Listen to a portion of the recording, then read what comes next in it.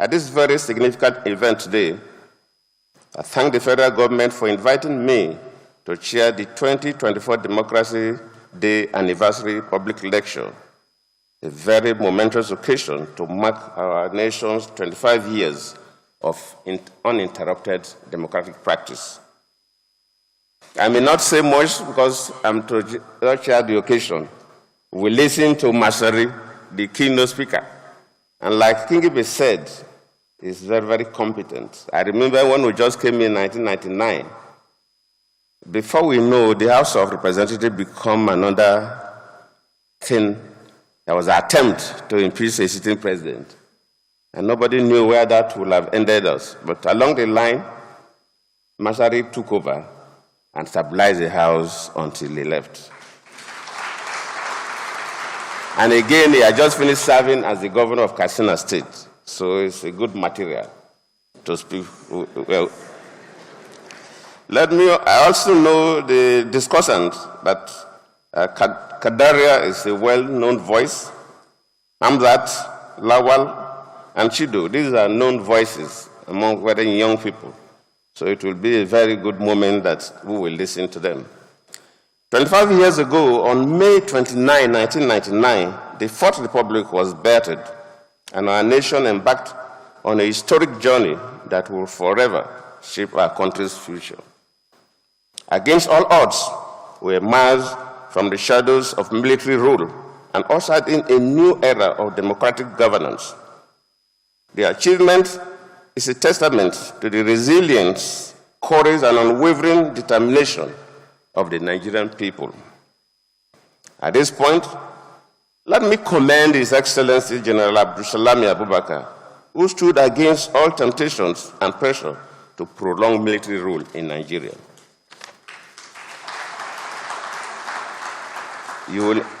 Because at least I've been a president, and I know that it's not easy for a military head of state to step aside under a year from civilians to take over.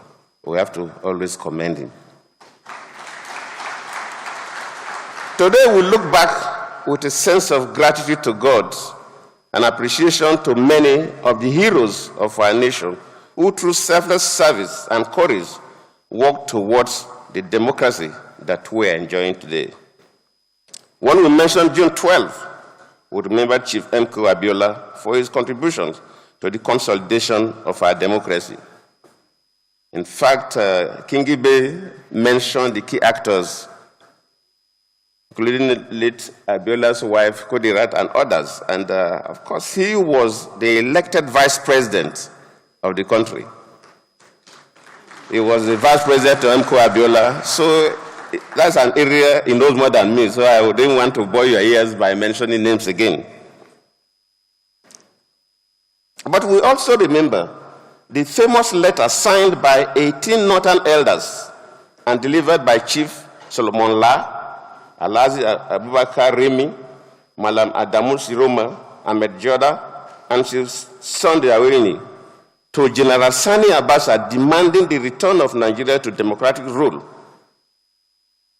A military dictator sitting, and some bloody civilians moved in with a letter saying, please, we need democracy. That's another way of saying, please get out, we want to take over from you.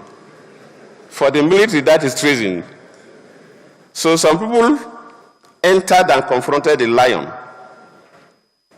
also to urge him to come up with a democratic setting.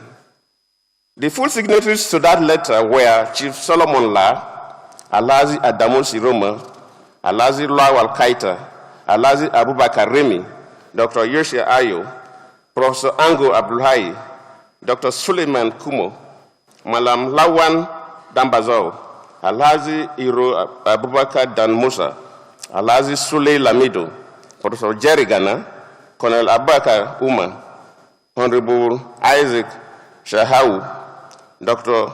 Usman Bugaji, Alhaji Muhammad Azaki, Dr. Steve Ashema, Dr. Farouk Abdulaziz, and Professor Musa Yakubu. These are the 18 people who signed the letter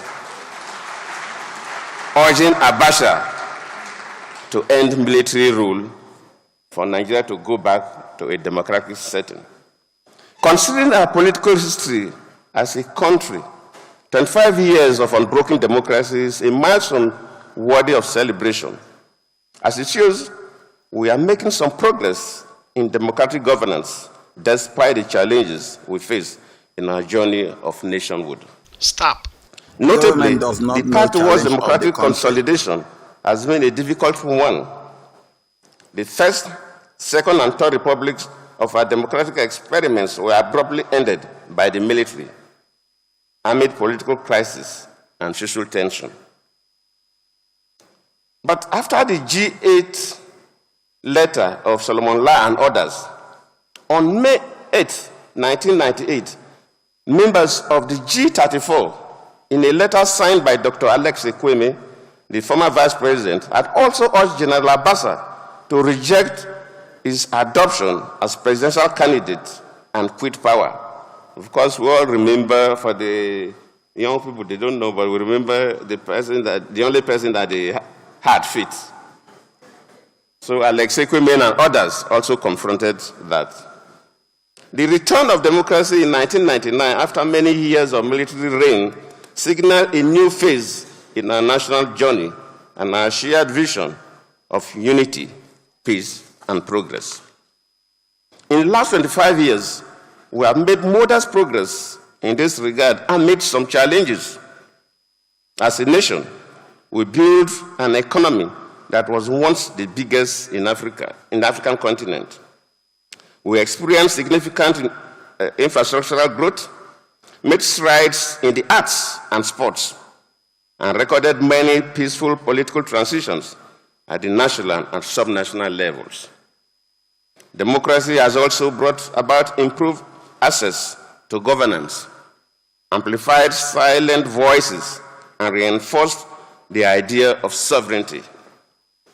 Whenever I tune to Nigerian stations, television stations, especially in the morning, and I see young men and women discussing and interrogating social issues and holding government accountable, I always appreciate democracy. Today, citizens have come to terms with the idea of representative governance, as they have over the years expressed their power to choose their leaders and demand accountable leadership and good governance. Our civic space has largely flourished with a vibrant civil society community, increased media freedoms, and very, very active press. Our journey to democratic consolidation has not been an easy one. It has been a mixed bag of gains and losses, progress and pain. We have continued to deal with the issue of insecurity, social inequality, unemployment, as well as electoral disputes and violence. Despite the challenges associated with democracy, the general feeling is that citizens prefer democracy to any other form of government, not only in Nigeria, but almost across the world. As a nation, our resolve has been challenged many times, but through shared faith and unity, we have continued to march on, and we will continue to march on. We must underscore the fact that democracy is a journey and not a destination. Our democracy, though still young, has weathered storms, overcome challenges, and proven its endurance. It has become a beacon of hope, not just for our nation, but for the entire continent. In these 25 years, through four-power transition from one president to the other, I'm not talking about the election, because like King Ibe said, two presidents hand over to themselves. But we have four situations where presidents hand over to another president, even in a case where a sitting president died. These are challenges that could have brought this republic to another end, but we survived it. democratic institutions have been expanded. This progress, while commendable, also reminds us that our work is not yet done. We still have more to do. It is therefore time to make this journey seamless through good citizenship, patriotic service, as well as sacrificial and exemplary stewardship. We must continue to build upon the foundations laid, deepen our democratic roots, and ensure that the dividends of democracy are felt by all Nigerians, regardless of their economic status or social status or geographical status. For democracy to yield its desired dividends, the political class and elite must lead by example and work with unity of purpose to guarantee peace and social justice to the citizens. And our lifestyle must reflect that we are elected people. A situation where children of political office holders go to parties and start spraying dollars is not the kind of democracy we want to witness in this country.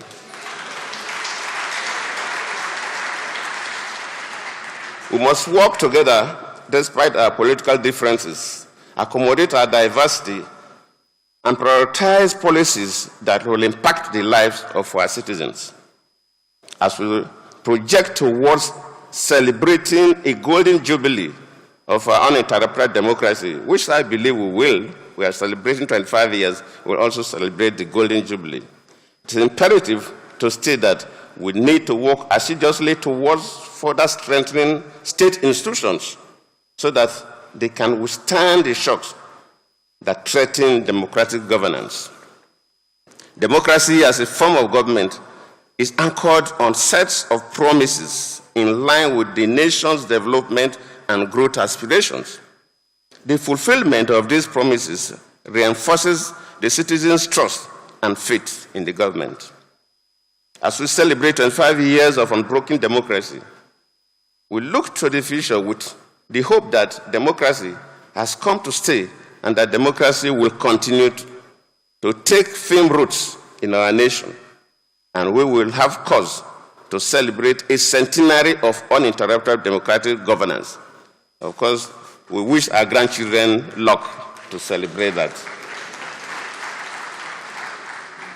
To attain such a feat, the political actors and everyone at the helm of affairs in this country must listen to the voices of the citizens.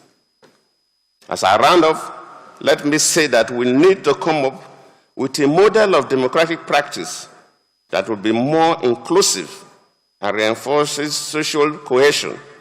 The zero-sum kind of politics where a winner takes it all has not helped to foster unity and political justice.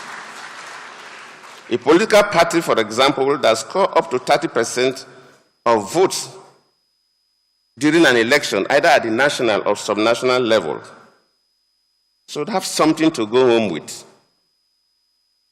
I'm not clearly recommending proportional representation, but different governments come up with models of democracy that suits them. After all, the presidency we are talking about, all presidents of this country and all presidents of the world don't emerge through the same process. Nigeria will elect our president directly. In a number of countries, presidents are elected indirectly.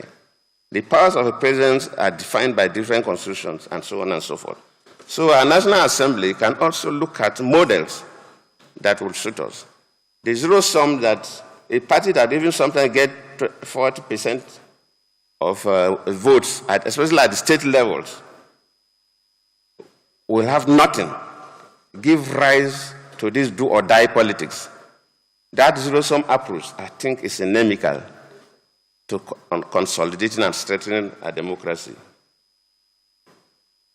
Let me conclude by saying that together we can forge a Nigeria where every citizen has a voice, where opportunities abound, and where the promise of a better tomorrow is not just a dream, but a tangible reality. Let us therefore celebrate this milestone with pride and renewed determination. let us ensure that the next 25 years of our democracy are even more transformative and inclusive and more prosperous for all of us. In line with the wordings of our national anthem, I think the second stanza, to hand over to our children a banner without stain. We must not hand over to our children a democracy built on politics of region and religion.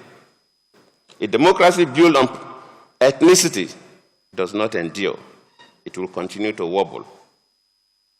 So for the Honorable Vice President, you represent also the President, for me, we are hoping that you build more infrastructure for us, improve the quality of education, health facilities, etc., etc. But one key thing that for the next 25 years, you will midwife, because you are starting the next 25 years, is to build a democracy that will reduce friction. The avalanche of litigations that follow every round of election in Nigeria is very embarrassing. And because of the kind of democracy we practice. The democracy built on all kinds of sentiments, either the way you worship your God or from the map of the country you come from. You will have to gradually make sure that in the next 25 years, this is diluted. If we must have a solid and enduring democracy. And I know you and the President, Bola Ahmed Tinubu, who was a key actor in the June 12 crisis, will have the capacity to navigate through that process. I believe this program and others commemorating this landmark will point the way to that glorious future and prepare the nation for a golden and centenary celebrations of enduring democracy. I thank you all.